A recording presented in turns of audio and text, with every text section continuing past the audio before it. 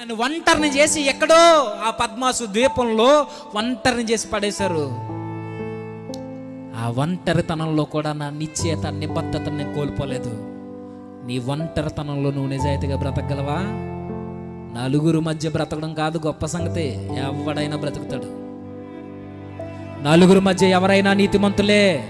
నేను నీతిమంతున్నే, white shirt వేసుకొని, మీరు నీతిమంతులే, ముసుగులు వేసుకుని, మీరు నీతిమంతులే, పెద్దోళ్ళు యవనస్తులు అందరూ. సన్నిధిలో ఉన్న నిబద్ధత కాదు దేవుడు చూసేది, నీ 4 గోడల మధ్య. యోహాన్ అంటాడు, నీ 4 గోడల మధ్య నిజాయితీగా బ్రతకగలవా? నలుగురిలో ఎలా ఉంటున్నావో 4 గోడల మధ్య నువ్వు అలానే ఉండగలవా?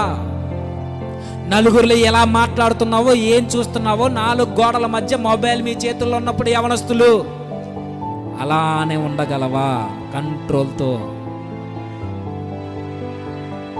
పైన డీపీ ప్రభువుది, లోపలంతా మనకు సంబంధించిన మేత మనకు తెలుసు.